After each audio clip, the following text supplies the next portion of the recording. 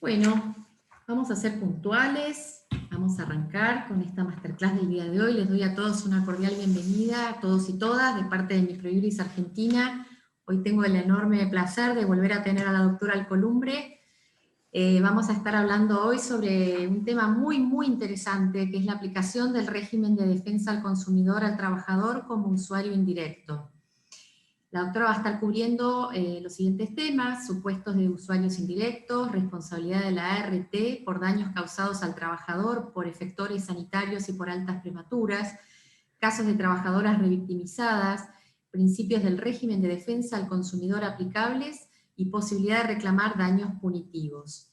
Para quienes no conocen a la doctora Alcolumbre, ella es abogada egresada de la Universidad de Buenos Aires, Facultad de Derecho y Ciencias Sociales,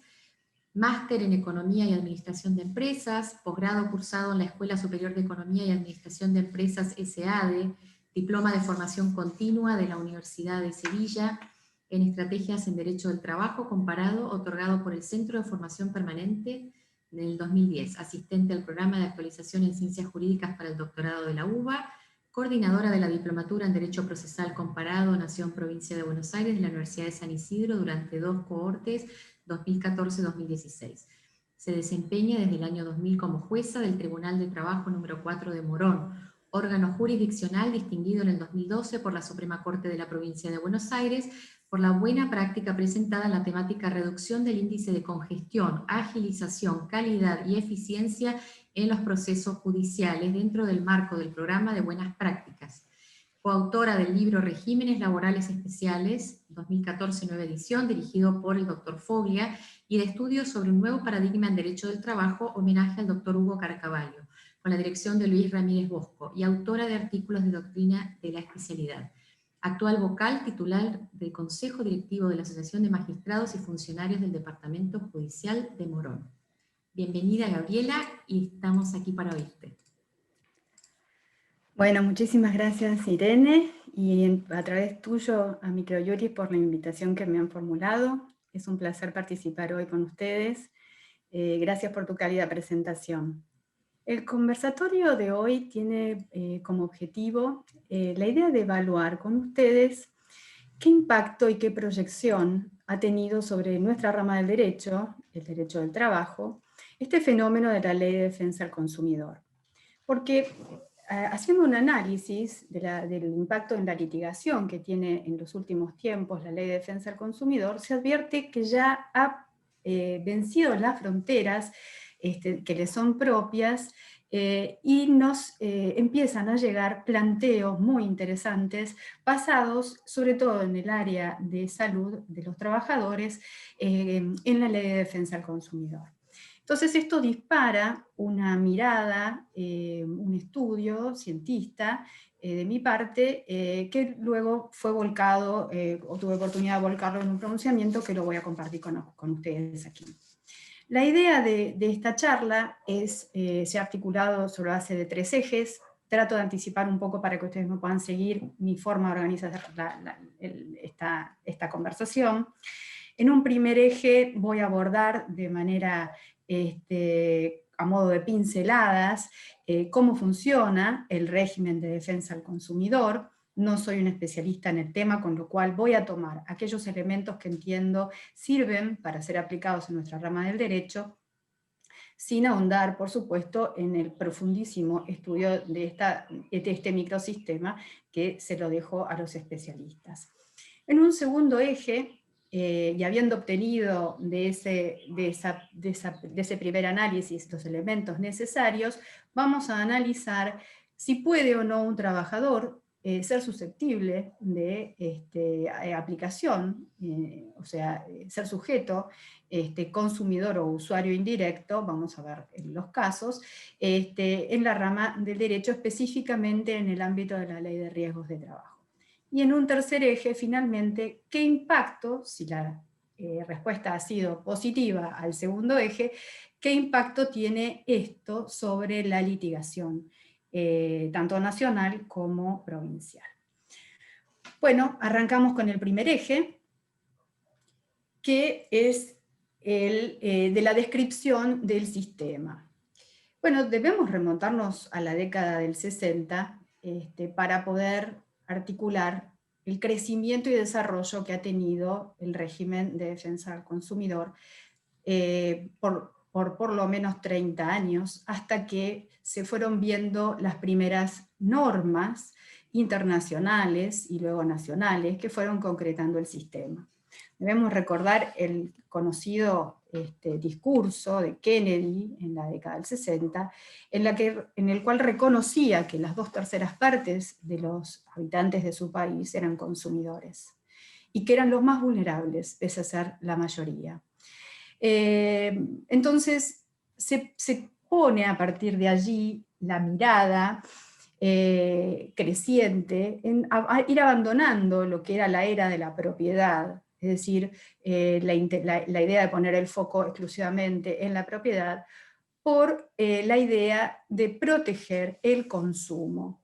siendo imprescindible que se garantice realmente, no solamente poner a disposición del consumidor los bienes o los servicios, sino que realmente se garantice el goce de esos derechos. En nuestro país, en los albores de la democracia, logramos contar con la primer norma, la Ley 24.240, de defensa al consumidor. Una norma que luego sería sucesivamente modificada en 2 versiones, y que logró plasmar la intención de corregir las desigualdades existentes entre los consumidores como acreedores y los proveedores como deudores, tratando de imponerse un principio favor debilis, es decir, proteger al más débil, al más vulnerable, que es el consumidor, y abandonar el principio del favor debitoris que veníamos implementando. 2 años después, a nivel internacional, Naciones Unidas logra sancionar unas directivas que no tienen rango de derechos fundamentales, pero que han servido a todos los países a modo de mínimo común denominador, es decir, algo así como un derecho de gentes, un jus cogens básico en materia de protección del consumidor. Y que las he enumerado acá porque son todas de vital importancia para lo que hace a nuestra rama del derecho. En primer lugar, establece la protección del consumidor frente a los riesgos para su salud y seguridad. Nada menos importante para aplicar en nuestra ley de riesgo de trabajo. La promoción y protección de los intereses económicos, es decir, proteger al consumidor de los intereses económicos que prevalecen en toda relación de consumo. El acceso a una información adecuada que les permita poder elegir con conocimiento de la totalidad de los beneficios y que pueden tener los productos y los servicios. Educar a ese consumidor para poder elegir. La posibilidad de compensar en caso de existencia de daños a este consumidor a través de procedimientos rápidos y poco costosos, estableciendo el beneficio de gratuidad en la mayoría de los casos, y establecer la posibilidad de que se conformen grupos u organizaciones de consumidores a nivel internacional con la facultad de hacer oír las voces de estos consumidores. Ahora, el foco principal que buscaron las directrices fue proteger a los consumidores hipervulnerables, es decir, aquellos específicamente trabajadores de bajos ingresos, aquellos carentes de educación y los analfabetos. Con estos mandatos internacionales, que carecen de rango de derechos fundamentales porque no están contenidos en ningún tratado de derechos fundamentales, llegamos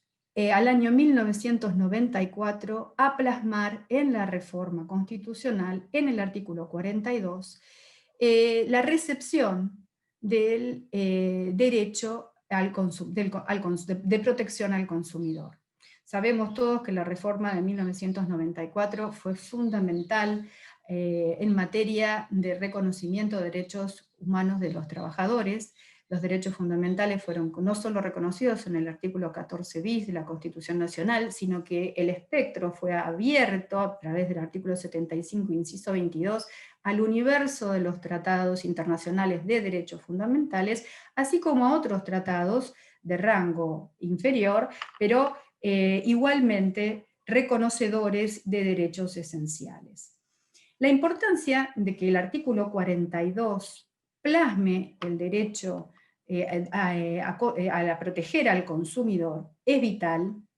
porque lo que dice el artículo específicamente es que los consumidores, y nada menos que los usuarios de bienes y servicios, tienen derecho en la relación de consumo a la protección de su salud,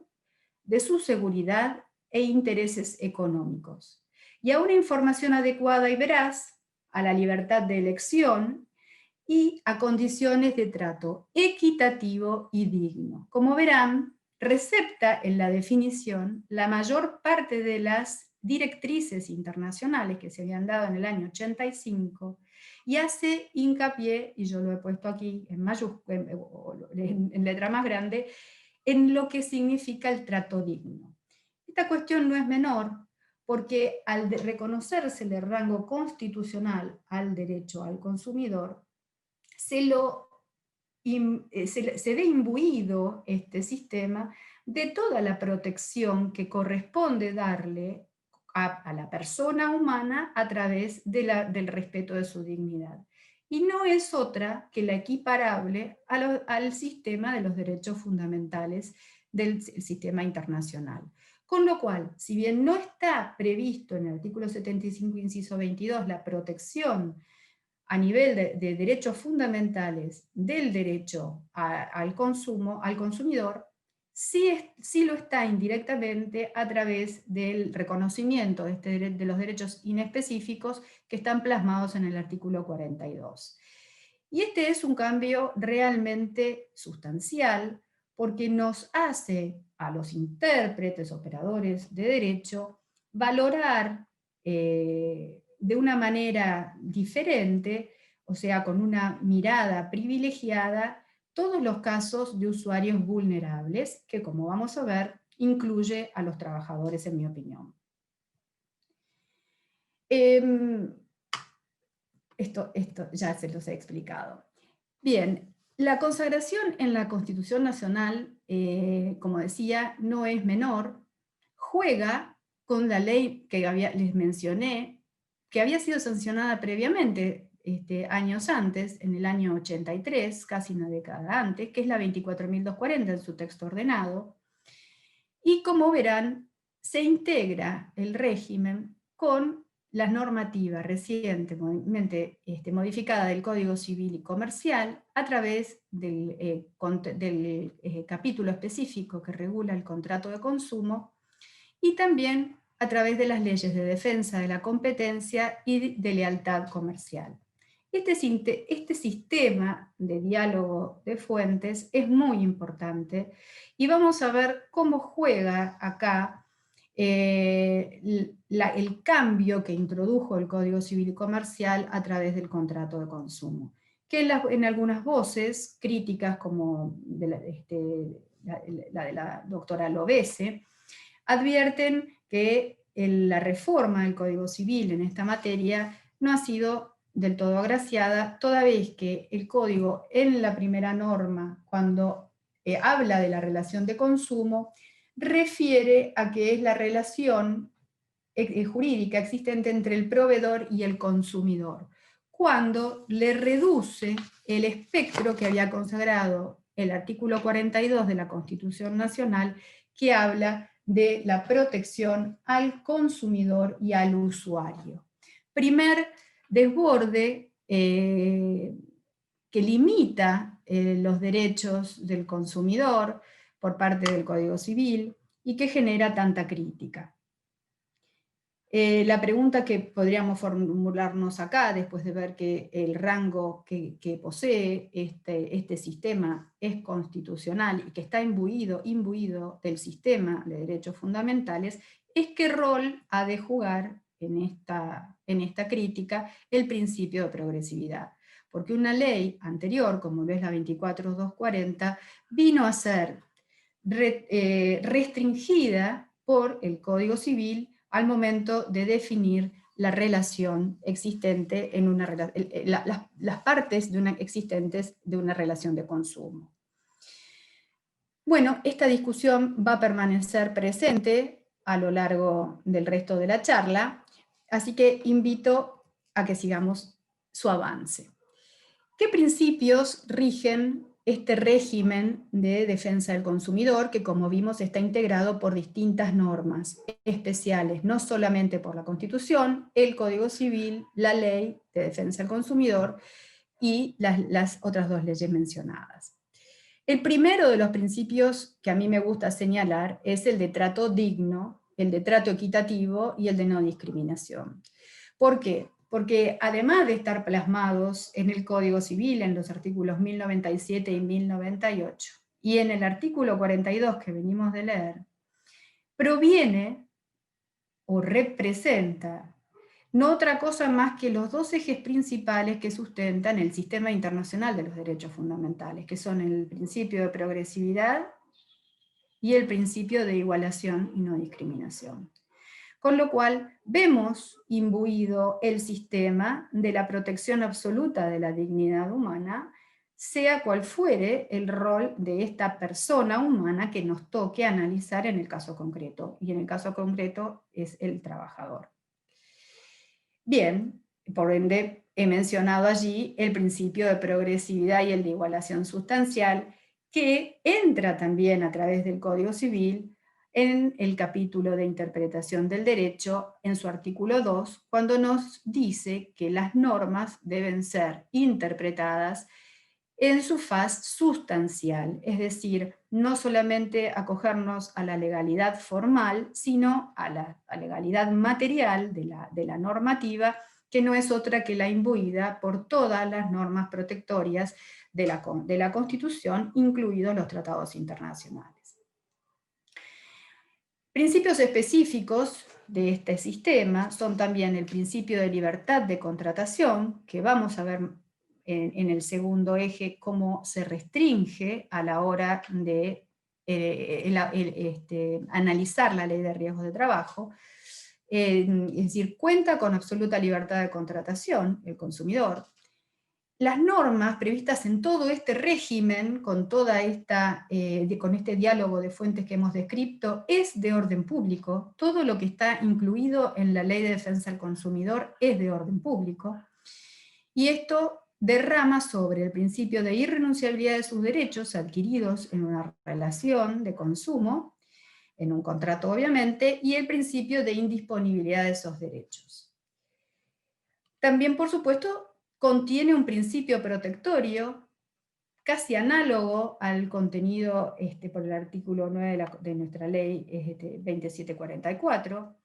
que regula a su vez la colisión normativa y los casos de interpretación contractual y de duda. En materia de colisión normativa, el artículo 1094 del Código Civil y el artículo 3 de la ley 24, la Ley de Defensa del Consumidor, establecen claramente que en caso de duda o de colisión entre una norma del Código Civil en materia de contrato de consumo y las normas específicas que reglamentan el sistema, habrá de prevalecer aquella que fuere más favorable al consumidor. Y establece el artículo 3, por encima de lo que dice el Código Civil, que a su vez, si el proveedor del servicio o de la cosa tuviere un sistema o régimen específico por su actividad que colisionare con las normas de este régimen, habrán de ser aplicables concomitantemente ambos regímenes y en lo atingente la Ley de Defensa al Consumidor. Como ven, no deja de aplicarse aun cuando el proveedor del servicio tenga un estatuto o una ley específica que reglamente su actividad. Este es un punto muy importante que vamos a desarrollar un poquito más adelante. Y por supuesto, establece el principio de acceso al consumo sustentable, es decir, que todo lo que consumimos, sean cosas o sean servicios, deben ser saludables no solo para la persona humana, sino que tienen que ser saludables para la sociedad en la que vivimos. Tienen que tiene que ser un mundo habitable. Tenemos que tender a proteger la vida humana y el hábitat que tenemos y que es nuestra obligación, nuestro deber mantener. Bueno, con este cúmulo de principios en la mochila, nos vamos a ver ahora las definiciones que nos trae el sistema. Ahora, las definiciones van de la mano de qué hemos de entender por contrato y relación de consumo. Es un sistema que está destinado a toda aquella situación en la que el bien, ya fuere una cosa o un servicio, fuere quitado del circuito mercantil para su uso o consumo final por parte del consumidor. Esto no es menor, porque nos va a hacer quitar del camino, es decir, va a resultar inadmisible la aplicación del régimen en virtud de la persona, en aquellos casos que la persona no sea el consumidor final del bien o del servicio e integre la cadena de producción o de distribución del objeto o del servicio del cual estamos hablando. Con lo cual, dicho esto, pasamos a la definición de consumidor. En este sentido, prefiero emplear, hay muchas definiciones, hay muchas clasificaciones, pero prefiero emplear la más amplia de consumidor, que involucra a toda persona humana o jurídica que haga un uso final de un bien o de un servicio que esté en el mercado. Dentro de las clasificaciones me ha gustado he optado por elegir para este trabajo aquella que involucra a los consumidores contratantes y a los no contratantes, más allá de las demás categorías que respeto y que no tengo ninguna objeción en emplear, pero que no me resultan idóneas para poder hacer hincapié en la inclusión del trabajador dentro de la noción de consumidor. Ahora bien, el consumidor, en la teoría mayoritariamente aceptada, es dentro del contrato de consumo aquel que recepta del proveedor el bien o el servicio contratado. Pero, como dije al principio, el artículo 42 de la Constitución no solo habla del consumidor, sino que también habla del usuario del consumo, ¿sí? Es decir, le extiende de manera más abarcativa, más protectoria, esta definición de consumidor a aquellas personas que fueren usuarios, a las víctimas y a aquellos que pueden estar afectados o expuestos a la relación de consumo. ¿Esto qué quiere decir? Bueno, quiere decir, por ejemplo, que si yo contrato un servicio de catering para mi casa, yo soy el consumidor principal, por supuesto, pero las personas que han sido invitadas a mi casa son usuarios indirectos de esa relación de consumo si alguno de los bienes que yo adquirí están en mal estado. Entonces, consumidor directo, contratante soy yo, pero los usuarios indirectos, invitados en este caso, también se ven amparados por la definición de consumidor. Y si trasladamos esto a la relación existente entre un empresario empleador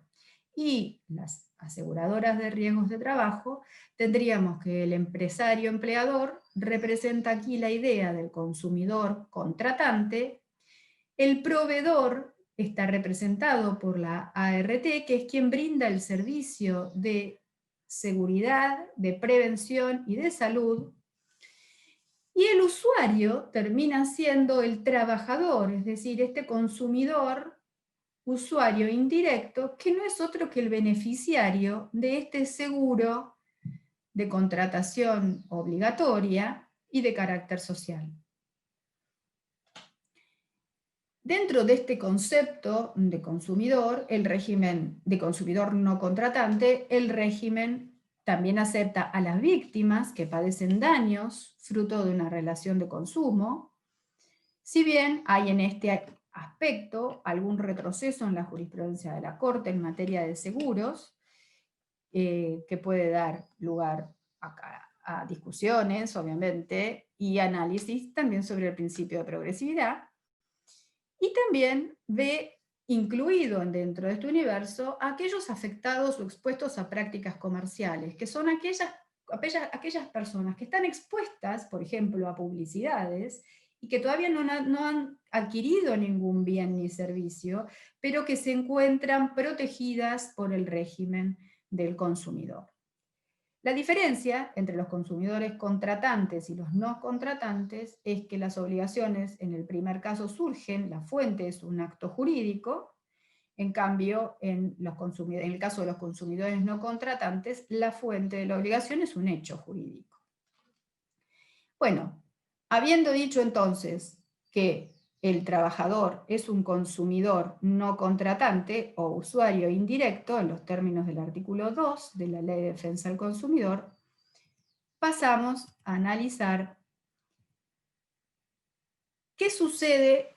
con las ART como aseguradoras de riesgo de trabajo y la existencia y la aplicación del régimen al contrato de seguro. Algunos han considerado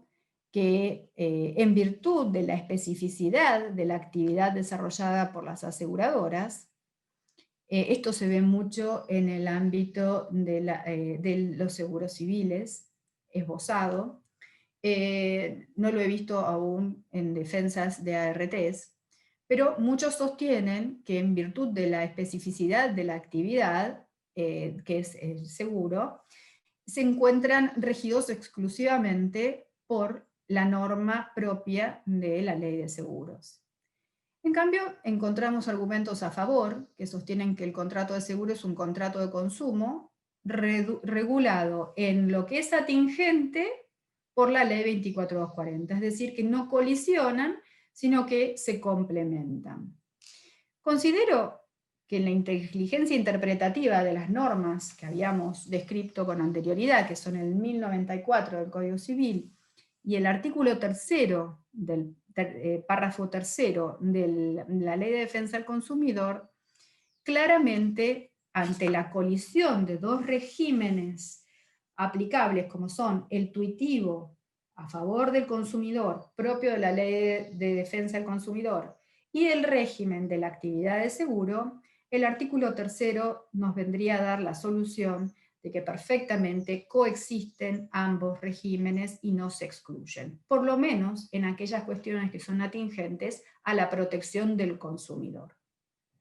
Y no olvidemos que rige acá el principio protectorio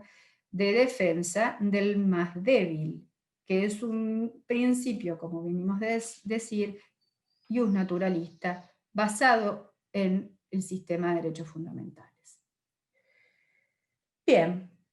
dicho entonces que el trabajador es, en nuestra opinión, un consumidor indirecto y que a las ART les resulta aplicable la Ley de Defensa del Consumidor, hemos encontrado que la evolución doctrinaria se remonta ya a más de 10 años de trabajo de profesionales que vienen bregando, al decir realmente del doctor Messio, casi en soledad al principio, pero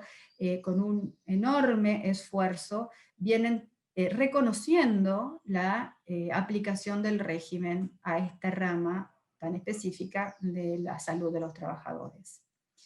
El doctor Arese, en su trabajo del Código Civil comentado, dedica un capítulo al reconocimiento de la aplicación del régimen, no solo a la ley de riesgos de trabajo, a la relación generada por la ley de riesgos de trabajo, sino a otras relaciones también derivadas del contrato, como por ejemplo aquellas que se dan en el contexto de las obras, de la ley de obras sociales, aquellas otras en las que estamos obligados a contratar seguros como empleadores, en los términos del decreto 1567, o seguros de naturaleza convencional, como el que prevé el convenio 130 del 75 para los empleados de comercio, o aquellas normas convencionales que prevén prestaciones compensatorias, como pueden ser los fondos compensadores provenientes de convenios colectivos. El doctor Arese reconoce en todas estas situaciones la existencia propia de una relación de consumo en la que el trabajador no es más que un beneficiario, es un consumidor indirecto. Sin embargo, en esa evolución doctrinaria, que debo reconocer ha sido mucho más copiosa la producción doctrinaria que el reconocimiento jurisdiccional hasta el momento, que empieza tibiamente a aparecer, se encuentran autores doctrinarios de la talla de la doctora Daniela Fabier, del doctor Alejandro Chamatrópolos, que tiene una tesis excelente al respecto, trabajos del doctor Shina, etc. O sea, hay mucho material que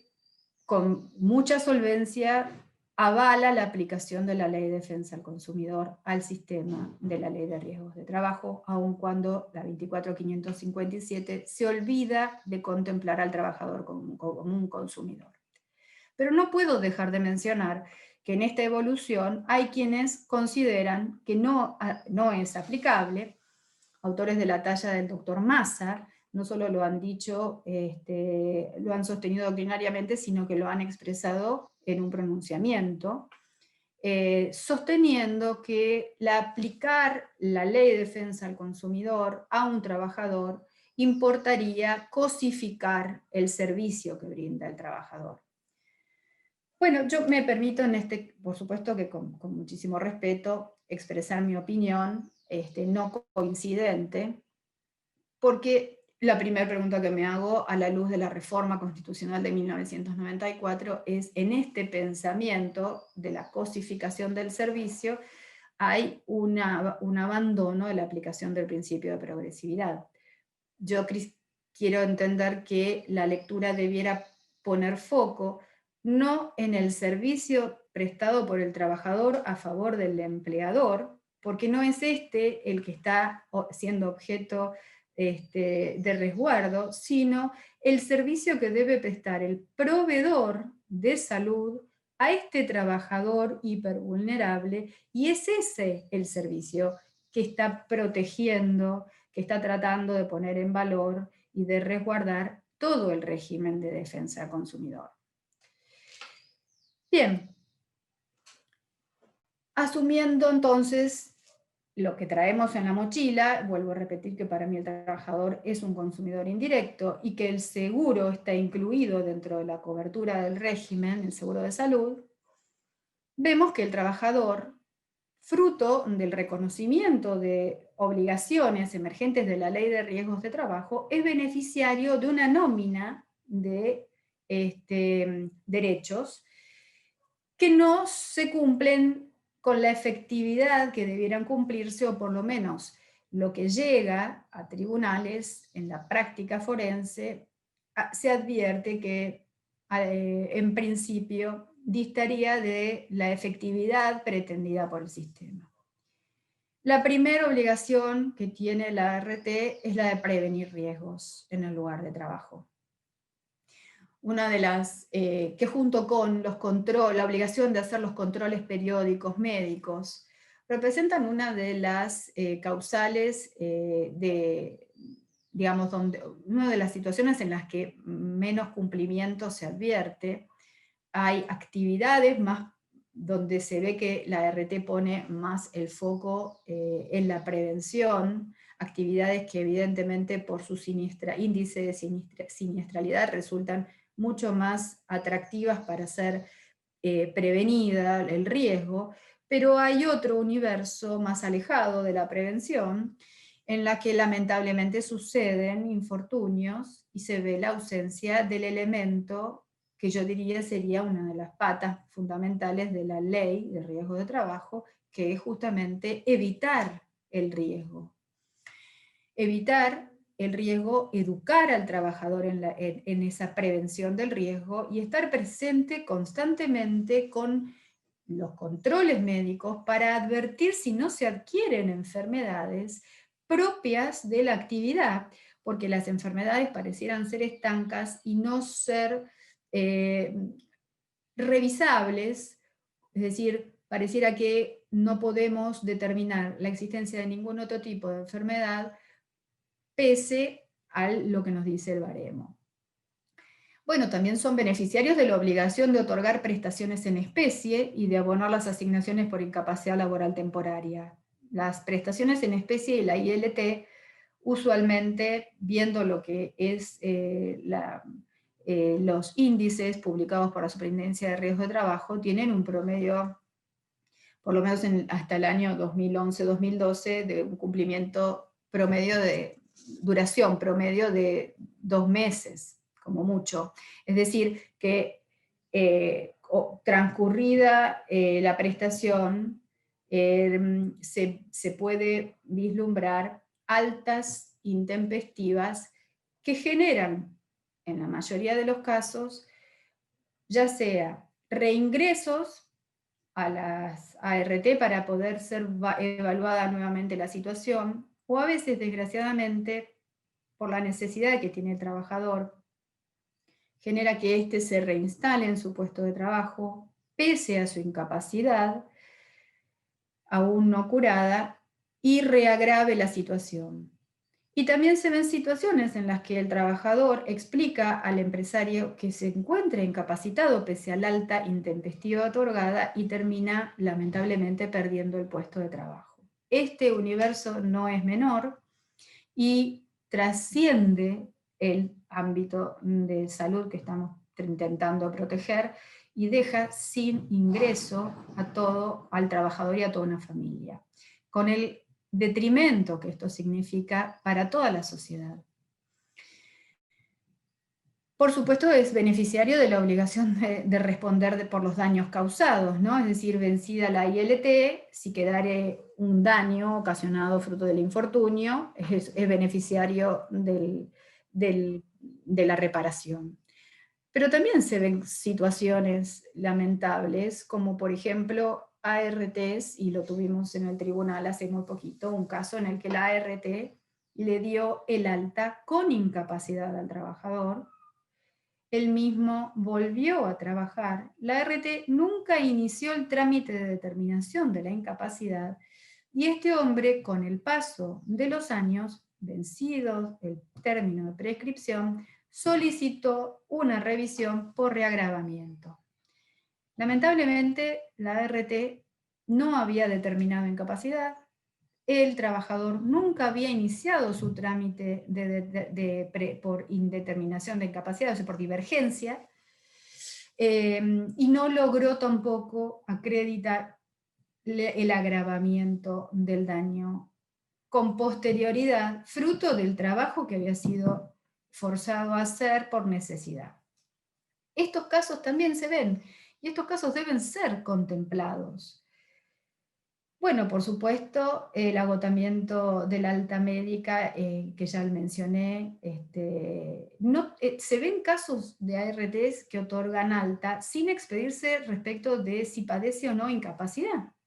Es decir, no cumple con las normas establecidas por la superintendencia, que le impone la obligación de, cuando otorga el alta en el formulario, de determinar o no la existencia de incapacidad. Y una obligación que es medular, como prestadora del servicio de salud, tiene a su cargo cumplir con las reglas del arte y las ciencias médicas. Es decir, ella tiene a su cargo, ya sea la prestación directa de salud o a través de sectores contratados, pero es a ella a quien le incumbe el cumplimiento de las leyes, de las reglas del arte y las ciencias médicas. Con lo cual, cualquier defecto en la prestación de estas obligaciones, que ya he enumerado, la hacen responsable directa en los términos de la Ley de Defensa del Consumidor, como proveedor que es. Ahora, el trabajador no solo es beneficiario de esos derechos que acabamos de enumerar, como paciente que es, también se ve protegido por las reglas para el ejercicio de la medicina, odontología y actividades colaterales que colaboran con las mismas. Es la ley 17.132. Él tiene derecho a que el médico tratante le anuncie, le prescribe, le indique, le aplique, ya sea en el diagnóstico, en el pronóstico o en el tratamiento de su afección, todo lo que esté en las artes médicas disponible. Y a través de la ley 26.529, que legisla los derechos del paciente en su relación con los profesionales e instituciones de la salud, el trabajador como paciente goza del derecho a la información clínica y a la documentación sanitaria. ¿Esto qué quiere decir? Que tiene derecho a su historia clínica clara, suficiente y adecuada, es decir, que sea comprensible para el trabajador, que esté expresada de modo claro y que él la pueda comprender y que tenga acceso a todos los estudios y tratamientos que se le hayan practicado. Sin embargo, pese a que el trabajador es un paciente y goza de esta protección, en la práctica, en el juego de la ley de riesgos de trabajo, fíjense que él es un usuario, él el trabajador, es un usuario hipervulnerable, porque carece del derecho a la libre elección que caracteriza a la Ley de Defensa del Consumidor. Uno de los principios que mencionamos en primer término fue el de la libre contratación. Sin embargo, el beneficiario, el trabajador, acá no puede elegir a la ART. Él no forma parte del contrato de consumo, él forma parte de la relación, con lo cual le es impuesta la ART. Y una vez que sufre el siniestro, queda rehén de esa ART contratada por el empleador. Y debe someterse necesariamente a la atención médica que le presten los efectores de salud, ya sea propios o contratados, que le indique la ART. No puede hacer interconsultas fuera del sistema y no puede abandonar el tratamiento médico, porque si lo hace, se le suspende el pago de las prestaciones dinerarias. Con lo cual, fíjense que queda embretado en un camino sin salida, con un prestador de salud elegido por un tercero, que no puede cambiar, y con un tratamiento que le asignan, que si desea hacer una interconsulta, aunque más no fuere con su obra social, la debe cubrir por fuera del sistema, y no puede abandonar el tratamiento médico que le impone la ART, porque si no, no le pagan la ILT, es decir, las prestaciones dinerarias que se hubiesen delegado, la ILT o la prestación definitiva. Como pueden ver, el ejercicio de la autonomía de voluntad de este paciente trabajador en el marco de la ley de riesgos es totalmente limitado y no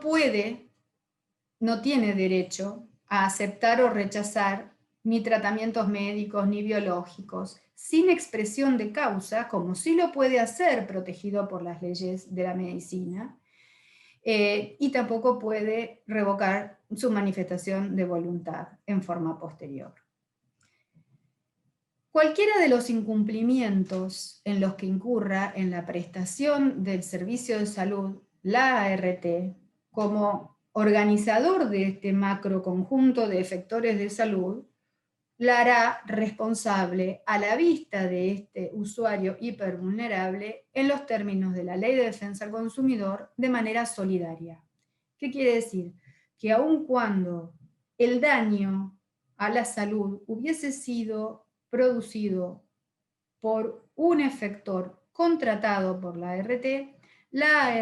es susceptible de responder solidariamente, aunque no se lo codemande a ese causante directo del daño. Esto está previsto en el artículo 40 de la Ley de Defensa del Consumidor,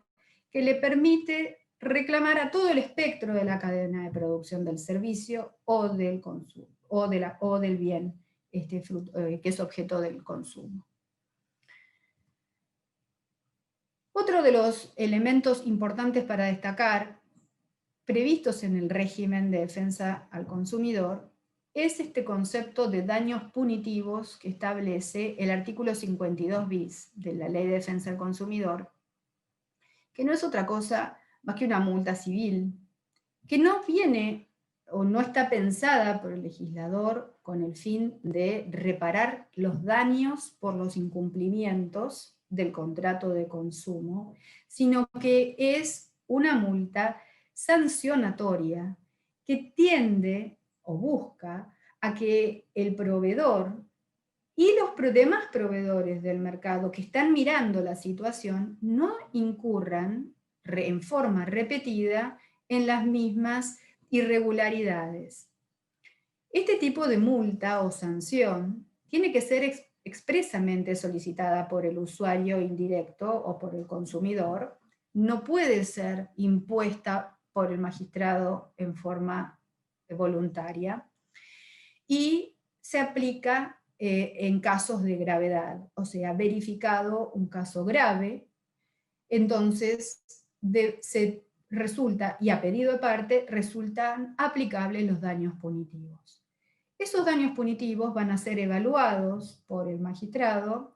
dentro del espectro de gravedad y con un máximo de sanción pecuniaria que está previsto en la norma del artículo 47, que está hoy en la segunda norma en 5 millones de pesos. Ahora, autores como la doctora Fabier sostienen que estos casos de gravedad deben ser circunscritos a casos concretos en donde se verifiquen desinterés por parte de la ART por hacerse cargo de la denuncia del trabajador, de la denuncia de la contingencia, el desprecio por los derechos del trabajador, es decir, cuando se vislumbre que verdaderamente hay un desinterés y un desprecio por los derechos ejercidos por el trabajador en la denuncia,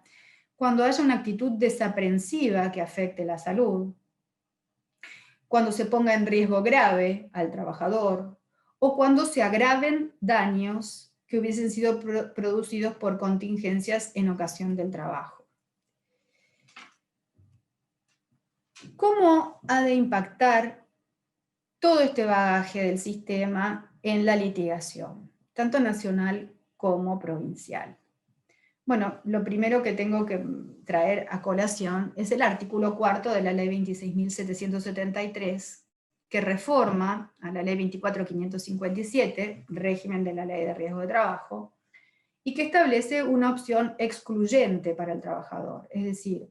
el trabajador tiene la posibilidad de accionar por la vía de la sistémica, es decir, las vías previstas por la Ley de Riesgo de Trabajo, y solicitar las prestaciones dinerarias y las prestaciones en especie que la norma, el régimen prevé,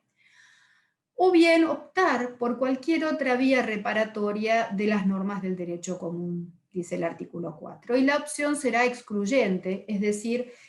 si comenzare a percibir una prestación dineraria reparatoria del daño producido, se entenderá que ha ejercido la opción por la vía sistémica, excluyendo lo del goce de cualquier otra reparación por otra vía. Si bien, obviamente, si opta por la vía de reclamar por el derecho común, se impone en cabeza de la ART la obligación de, ya fuere en ámbito administrativo o en el judicial, en cuanto se noticie de la pretensión del reclamo, depositar lo que por vía sistémica adeude. ¿Cuáles serían las vías a reclamar por el derecho común? Bueno, las consabidas, la vía de la acción por responsabilidad extracontractual, ya sea que se invoque responsabilidad objetiva en el caso de riesgo de la cosa, o atribución de responsabilidad subjetiva, acá entra la negligencia, la culpa y el dolo eventual,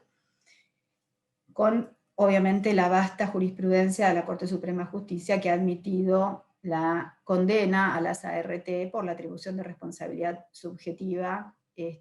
por vía del 1074, el viejo artículo 1074 del Código Civil. Otra de las vías es reclamar por responsabilidad contractual, entraría acá la vía de la ley de contrato de trabajo,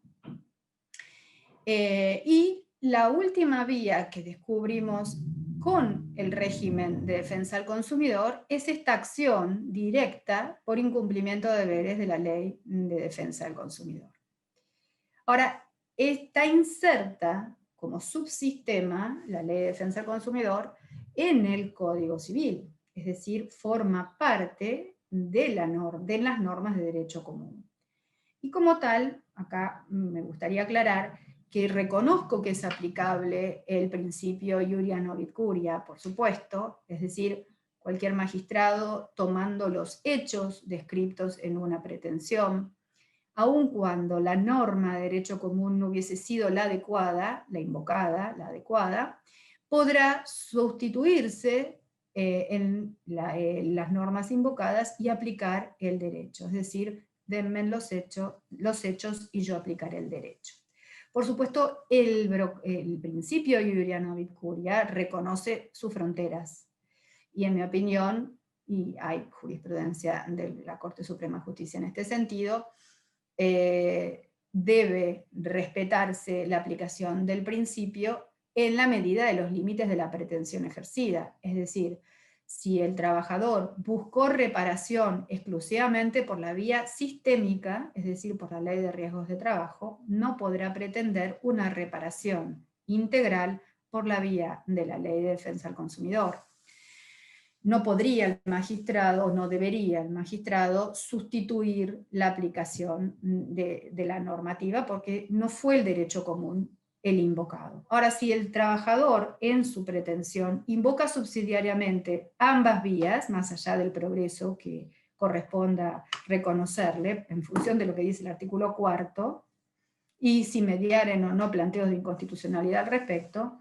si hubiese planteado, vuelvo a la idea principal, subsidiariamente el reclamo por ambas vías, bueno, ahí jugará más libremente la aplicación del brocardo iuria novit curia.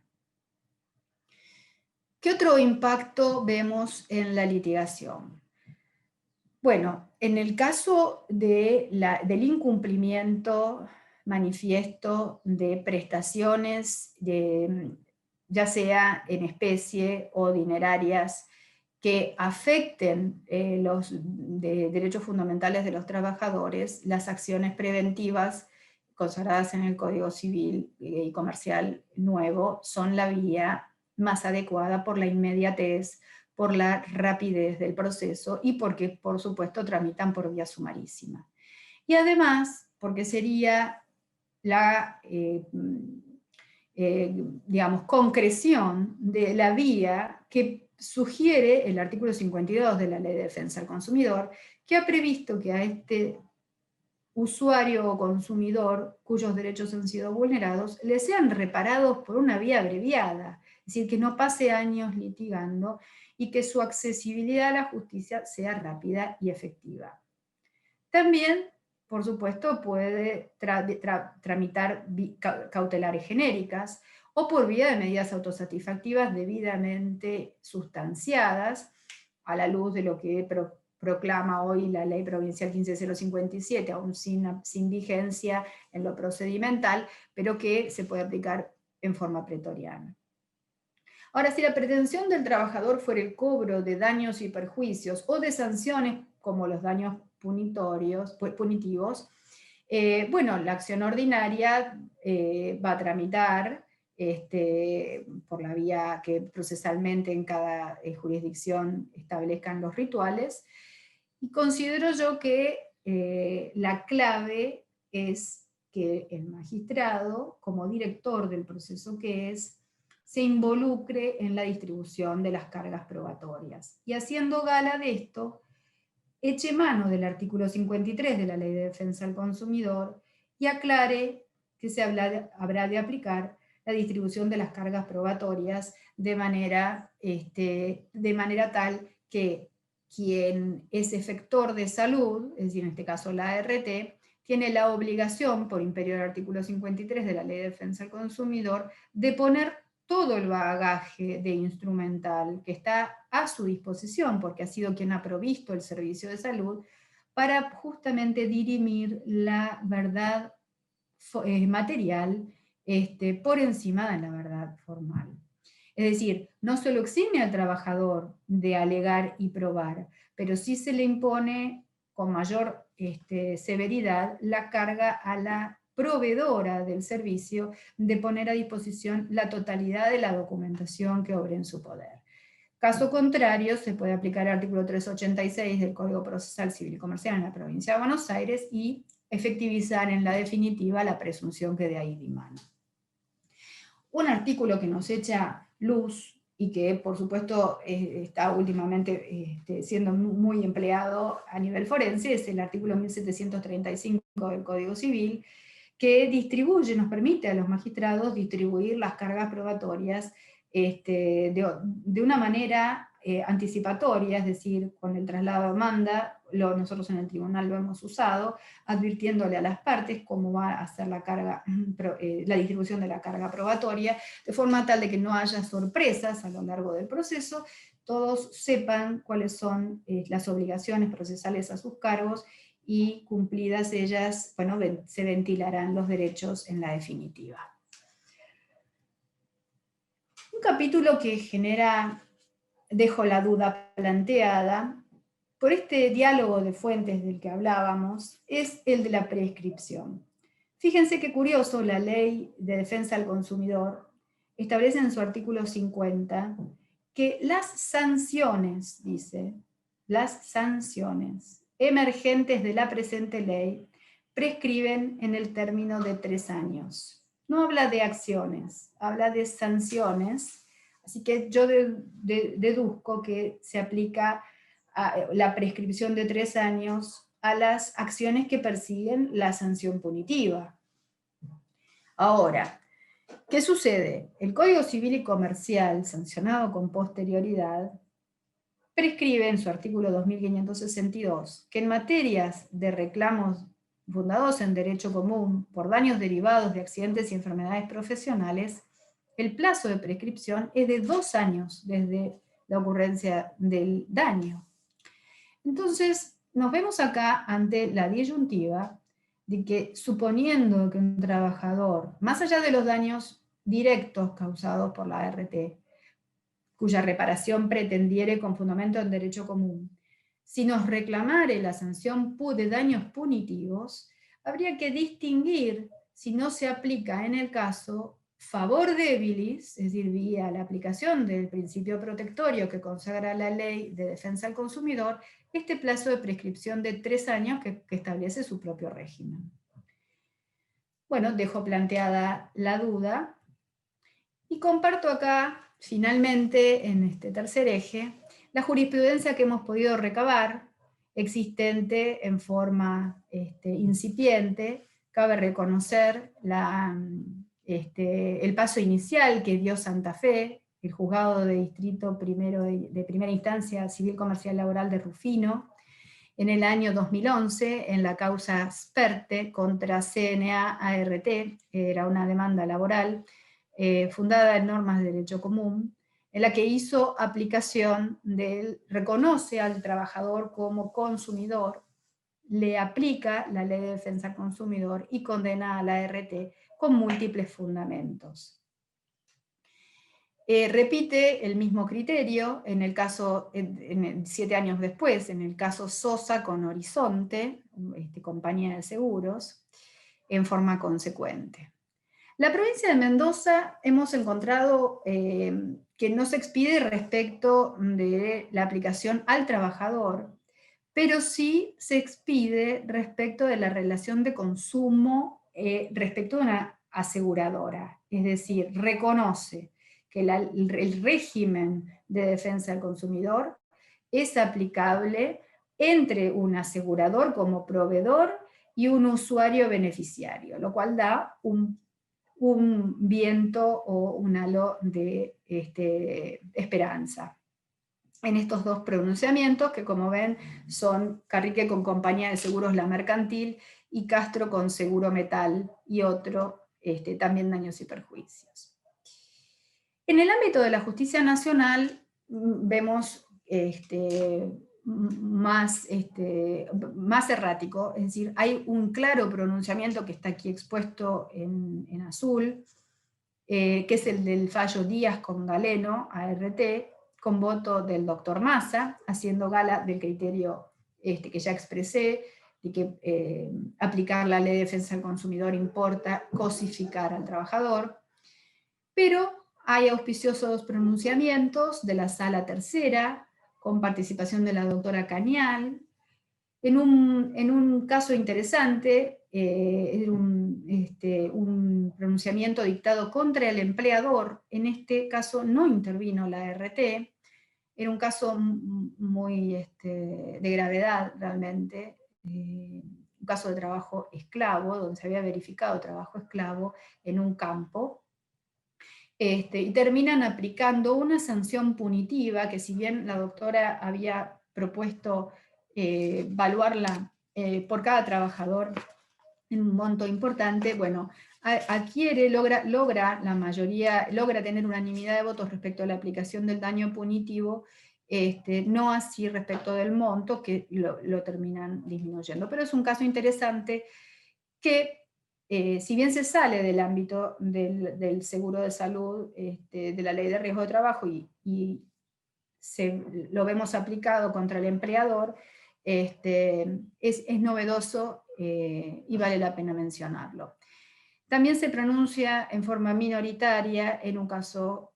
sobre daños punitivos, la doctora Cañal en el voto del Andrini contra CNA, ART. Y vale la pena destacar un fallo reciente de la Sala Sexta con voto del doctor Raffagelli, en el que, si bien no se menciona la ley de defensa del consumidor, este era un caso en el que están demandados el empresario, empleador y la ART en forma conjunta, se litiga tanto por despido en forma acumulada con la reparación de los daños, con fundamento en normas de derecho común. La trabajadora, que era una empleada de sanidad de un sanatorio de Pilar, de la provincia de Buenos Aires, volviendo a su casa, del trabajo a su casa, sufre una violación in itinere. La trabajadora vuelve a su lugar de trabajo para ser asistida, es sanitariamente asistida, le dan las primeras curaciones, la ART interviene y le cubren la prestación en especie durante un mes. Al cabo del mes le dan el alta sin incapacidad y vuelve a reinsertarse en su puesto de trabajo. Por supuesto que, más allá de la habilidad de cada uno, a todos no se nos escapa que cualquier persona humana que sufra una violación, mínimamente debe recibir una asistencia, cuando menos psicológica. El caso es que no se le ofreció. Al ser reinsertada en su puesto de trabajo, empieza a padecer ataques de pánico, que por supuesto la fuerzan a ausentarse de su lugar de trabajo. Y acá vuelve a la ART a ser nuevamente evaluada. El magistrado, por supuesto que, haciendo gala de una perspectiva de género, toma la idea de la revictimización por parte de la ART, que por supuesto debe ser evitada, debemos comprometernos en eso, y condena a la ART con fundamento en normas de derecho común, pese a que se trataba de un accidente in itinere. Lo traigo a colación porque, si bien la ley de defensa del consumidor aquí no fue mencionado en el pronunciamiento, fíjense cómo el espectro de los derechos específicos e inespecíficos de los trabajadores van tomando una concepción que es la misma que estamos intentando plasmar en este conversatorio, que es: miremos al trabajador como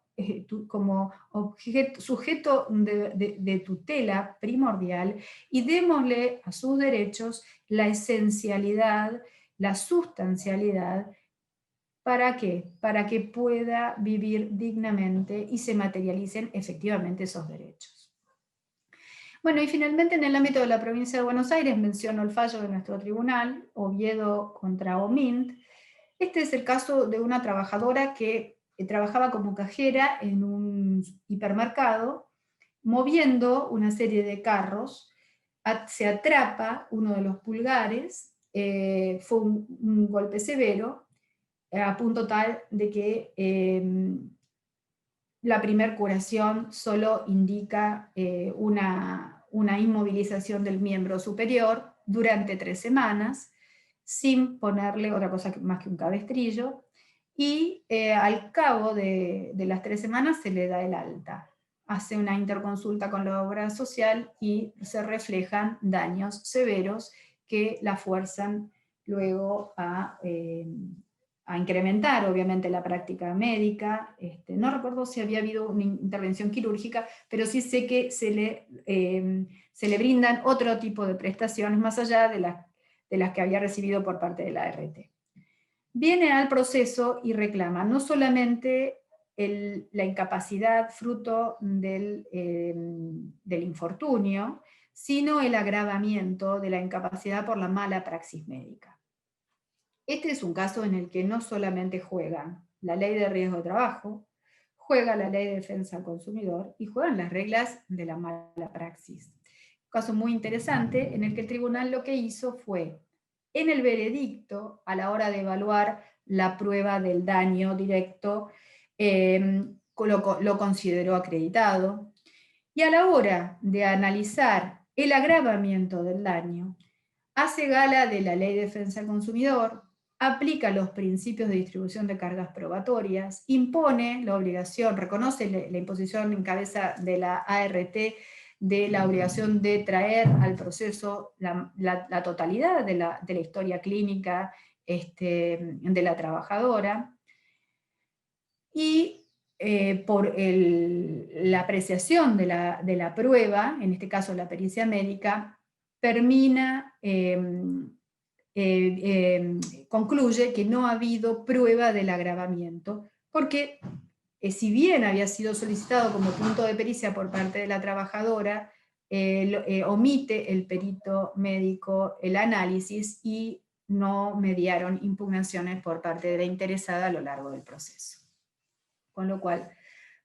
se entiende que ha habido un abandono de la pretensión probatoria. Bien, lo interesante del caso es que el tribunal reconoce la aplicación al trabajador del régimen, lo reconoce como consumidor indirecto y analiza la distribución de las cargas probatorias en el marco de la Ley de Defensa del Consumidor.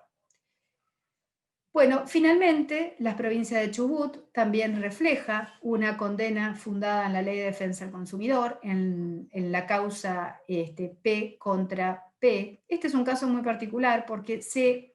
litigan el trabajador y en forma subsidiaria el empleador, como si hubiese sido un tercero coadyuvante, pero litigan inicialmente juntos,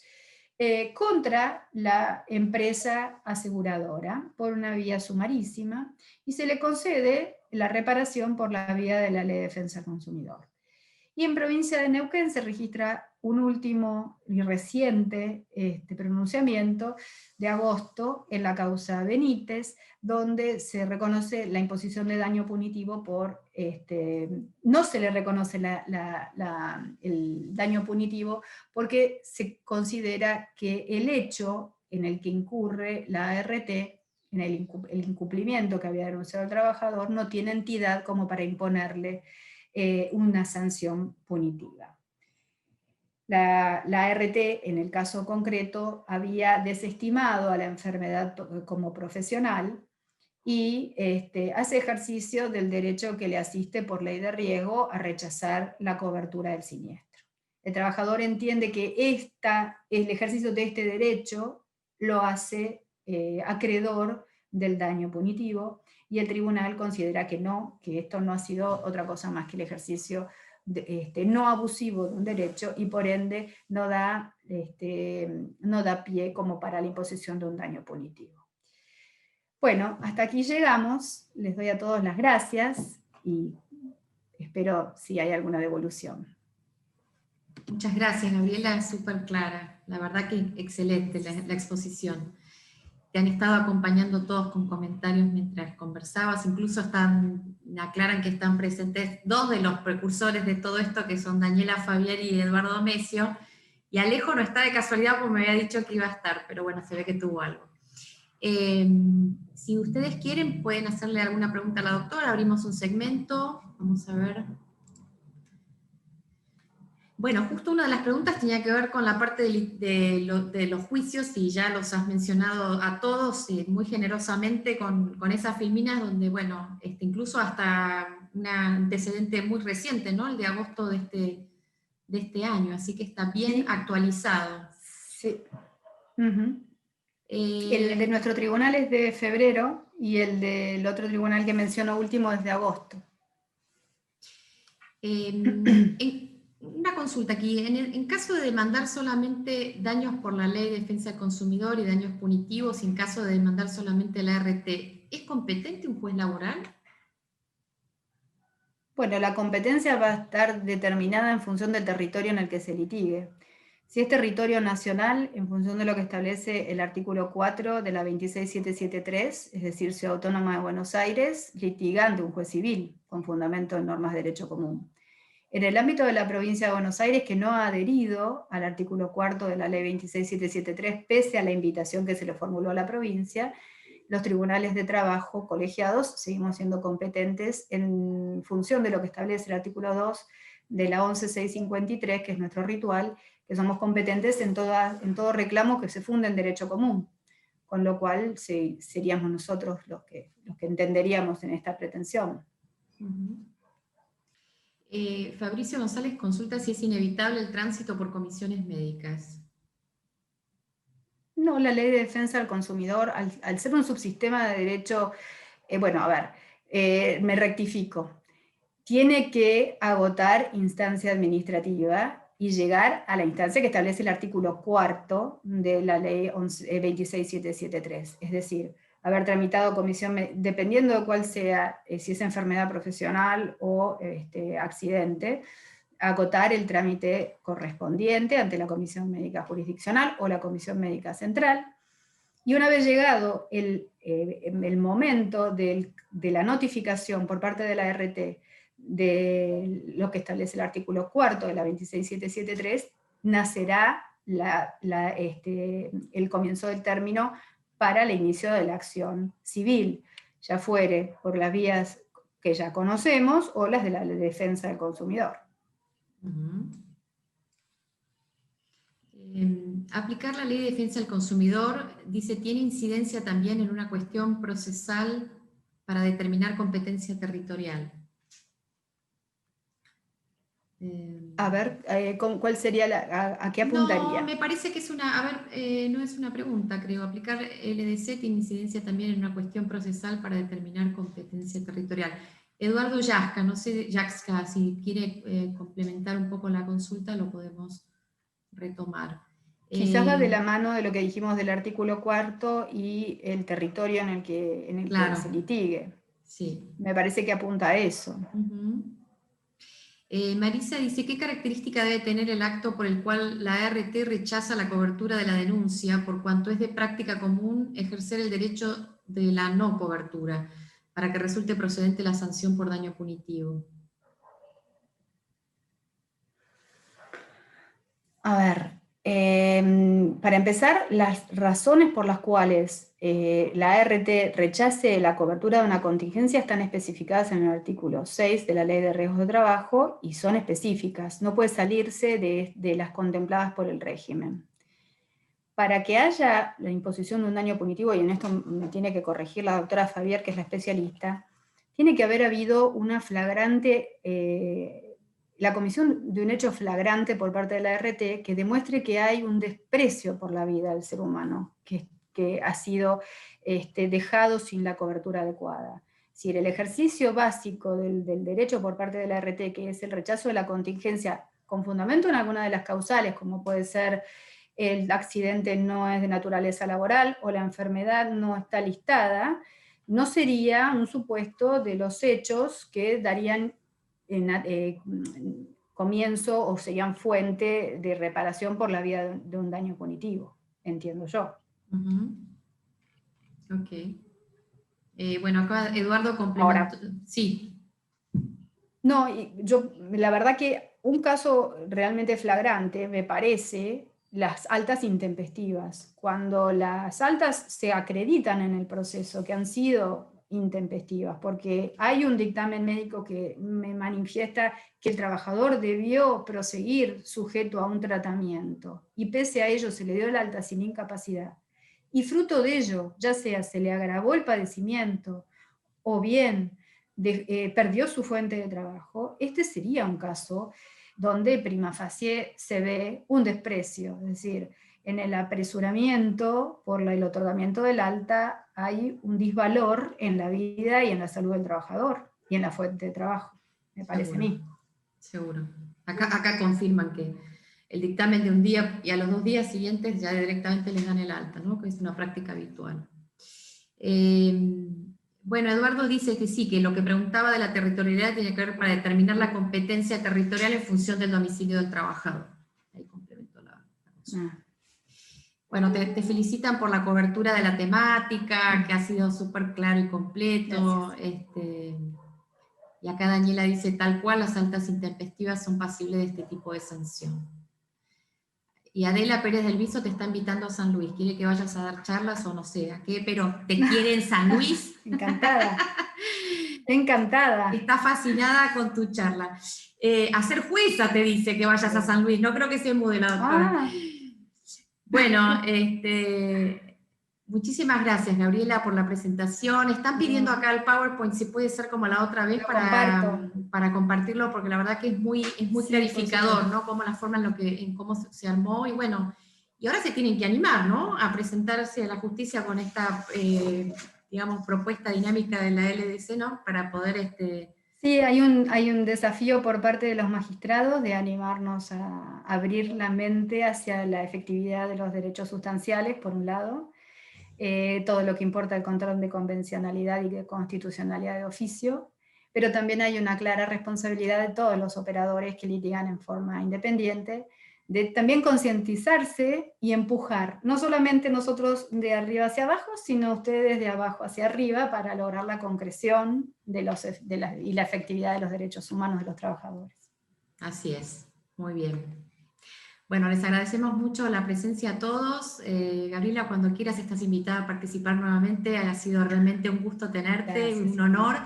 Y a los participantes los saludo y los espero para nuestras próximas reuniones. Les voy a mandar el PowerPoint por mail a todos. Muchas gracias a todos. Muchas gracias. Hasta luego. Buenas tardes. Hasta luego.